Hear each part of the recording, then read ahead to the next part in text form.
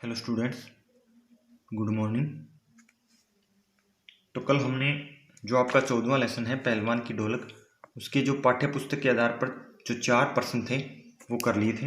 आज जो 5वां प्रश्न है वो आरंभ कर रहे हैं। तो 5वें प्रश्न में क्या पूछा गया है, ढोलक की आवाज़ का पूरे गांव पर क्या असर होता था। यानी जो लुट्टन की जो ढोल की जो आवाज़ थी उसका पूरे गांव पर क्या प्रभाव पड़ता था जब लुट्टन ढोल बजाता था। तो ढोलक की आवाज़ से क्या है, आंसर के उत्तर है इसका भी ढोलक की आवाज़ से जो रात की जो सन्नाटा या जो रात की जो चुप्पी थी और जो मौत का डर था वो क्या है थोड़ा कम हो जाता था। और पहलवान की ढोलक की आवाज़ से क्या है, जो मलेरिया और हैजा से जो पीड़ित जो लोग थे उनमें एक नया उत्साह उत्पन्न होता था। और जैसे ही ढोल की आवाज़ गांव के लोगों को सुनाई देती थी तो उनके सामने जो कुश्ती का दृश्य उन्हें दिखाई देने लगता था। और जैसे ही जो कुश्ती का जो दृश्य उन्हें दिखाई देता था तो वे उत्साह से भर जाते थे। और लुट्टन भी ये बात सोचता था कि ढोलक की जो आवाज़ है वो लोगों में उत्साह उत्पन्न करती है। इसलिए जो गांव में जो फैला हुआ जो सन्नाटा था उसमें ढोलक की आवाज़ से उन्हें अपना जीवन जीने का एहसास होने लगता था। हालांकि लोग रोग के कारण मर रहे थे लेकिन फिर भी क्या है भी ढोल की आवाज़ उनमें उत्साह उत्पन्न कर रही थी, जिसके कारण वे मौत से भी नहीं डर रहे थे।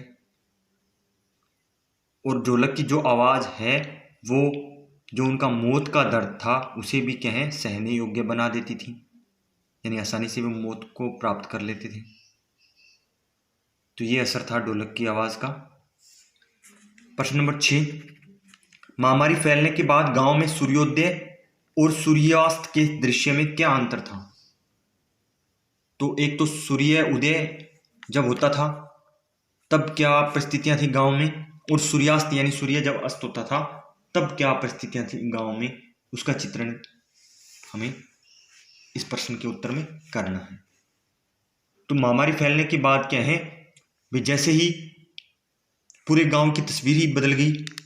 सूर्योदय होते ही तो गांव में जो हलचल थी वो बढ़ जाती थी, यानी लोग क्या है एक दूसरों के घरों में आना जाना शुरू कर देते थे। बीमार लोग हालांकि क्या है भी रोते रहते थे, शोर शराबा करते थे, लेकिन फिर भी जो सूर्य उदय के समय उनके चेहरों पर एक थोड़ी सी चमक होती थी। और दिन में सूर्य उदय के बाद में जो लोग थे वो जिन लोगों के घर यानी कोई मृत्यु को प्राप्त हो जाता था उन लोगों को सांत्वना देने के लिए लोग उनके घर जाते थे, उन्हें ढांढस बंधाते थे या उन्हें सांत्वना देते थे। तो ये तो था सूर्य उदय के समय जो दृश्य था। सूर्यास्त होने के बाद क्या है जो लोग थे वो अपनी अपनी झोपड़ियों में चले जाते थे और चारों तरफ क्या है जो सन्नाटा छा जाता था, एक चुप्पी सी छा जाती थी। और रात के समय जो बीमार लोग थे उनके बोलने की जो शक्ति है वो भी नष्ट हो जाती थी। और रात के समय जो दृश्य इतना भयानक होता था भी जो माताएं हैं वो क्या है रोती ही रहती थी, अपने पुत्र को वो बेटा भी नहीं कह पाती थी, यानी इतनी आवाज़ भी नहीं निकल पाती थी रात के समय। तो ये सूर्यास्त के बाद के समय की जो हलचल है या दृश्य है वो बताया गया है। आगे हैं प्रश्न नंबर 7, कुश्ती या दंगल पहले लोगों या राजाओं का प्रिय शौक हुआ करता था। पहलवानों को राजा या लोगों के द्वारा विशेष सम्मान दिया जाता था। इसके आधार पर जो 3 प्रश्न हैं वो पूछे गए हैं। तो ऐसी स्थिति अब क्यों नहीं है, इसकी जगह अब किन खेलों ने ले ली है, कुश्ती को फिर से प्रिय खेल बनाने के लिए क्या क्या कार्य किए जा सकते हैं। तो इसके आधार पर हमें इन प्रश्नों के उत्तर देने हैं। तो प्राचीन समय में तो क्या था भी जो दंगल या जो कुश्ती थी वो एक आम बात थी, यह राजाओं का यह प्रिय शौक था। राजा तथा अमीर लोग पहलवानों का बड़ा ही सम्मान करते थे, यानी उस समय ये लोगों का जो मनोरंजन का एक प्रमुख साधन था। अब प्रश्न पूछा गया भी इस ऐसी स्थिति अब क्यों नहीं है, अब क्या कारण है भी इस तरह की जो परिस्थितियां नहीं है। तो अब क्या है भी जो गांव के पहलवान होते हैं उनको अब कोई सम्मान नहीं मिलता है। हालांकि कुछ ग्रामीण क्षेत्रों में जो कुश्तियों की प्रतियोगिताएं अवश्य कराई जाती हैं हालांकि अब क्या है, भी लोकतांत्रिक सरकारें हैं, राजाओं महाराजाओं का जमाना नहीं है, यानी संसद सदस्य और मंत्रियों ने अब राजाओं का स्थान ले लिया है, तो उनके पास अब इन कामों के लिए क्या है, समय ही नहीं है। इसलिए अब मनोरंजन के जो दूसरे जो खेल हैं वो प्रचलित हो गए हैं, यानी जैसे क्रिकेट है, फुटबॉल है। तो इस तरह क्या है, ऐसी जो प्राचीन समय की जो स्थिति थी वो आज नहीं रही। दूसरा प्रश्न पूछा गया है, इसकी जगह अब किन खेलों ने ले ली है? तो कुश्ती और दंगल की जगह क्या है, अब cricket, badminton, tennis, volleyball, football, घुड़दौड़ आदि अनेक खेल प्रचलित है। आसान सा प्रश्न उत्तर है इसका। प्रश्न नंबर ग है, कुश्ती को फिर से प्रिय खेल बनाने के लिए क्या क्या कार्य किए जा सकते हैं?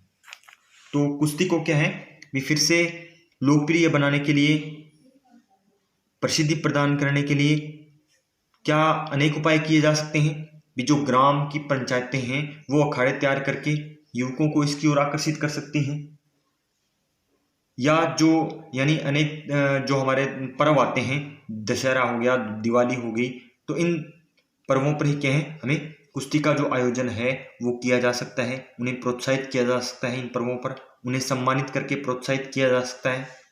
और धीरे धीरे क्या है, सरकार की ओर से अब इन पहलवानों को अच्छी धनराशि और सरकारी नौकरी भी प्रदान की जाने लगी है। तो ये कार्य किए जा सकते हैं। आगे है प्रश्न नंबर 8, ये आपने एक गद्यांश भी किया था, उसके अंदर भी ये प्रश्न पूछा गया था। आशय स्पष्ट करना है, नीचे पंक्तियां दी गई हैं। आकाश से टूटकर यदि कोई भावुक तारा पृथ्वी पर जाना भी चाहता तो उसकी ज्योति, यानी और उस यदि आकाश से टूटकर यदि कोई भावुक तारा, यानी अपनी संवेदना व्यक्त करने के लिए यदि कोई तारा पृथ्वी पर जाना भी चाहता था तो उसकी ज्योति यानी उसका प्रकाश और शक्ति, उसका प्रभाव रास्ते में ही शेष हो जाती थी। अन्य तारे उसकी भावुकता अथवा असफलता पर खिलखिलाकर हंस पड़ते थे। इसका अर्थ बताना है। तो क्या है, यहां लेखक ने जो रात की जो अमावस्या है, अमावस्या की जो काली रात है, घनी काली रात है, और रात में जो चमकते और टूटते हुए तारों की रोशनी पर प्रकाश डाला है। चारों ओर चुप्पी छाई हुई थी, सन्नाटा छाया हुआ था, और जब भी इस सन्नाटे में क्या है, जब भी कोई तारा टूटकर जमीन पर गिरता था तो ऐसा लगता था, यानी उस अंधकार में थोड़ा सा भी क्या है प्रकाश प्रज्वलित होता था, तो ऐसा लगता था भी यह महामारी से पीड़ित लोगों के लिए दयनीय उनकी पीड़ित अवस्था थी। उस अवस्था पर वो अपनी संवेदना प्रकट करने के लिए आकाश से टूटकर पृथ्वी की ओर दौड़ा चला जा रहा है। लेकिन वह बेचारा कर भी क्या सकता था, यानी दूरी होने के कारण जो उसकी रोशनी थी या उसकी जो ताकत थी या उसका प्रभाव था वो रास्ते में ही प्रकट हो जाता था, नष्ट हो जाता था, सॉरी। यानी वो नीचे उस गांव में जो अंधकार फैला हुआ था वहां तक वो पहुंच भी नहीं पाता था। आकाश के दूसरे तारे उसकी इस असफलता को देखकर मानो हंसने लगते थे।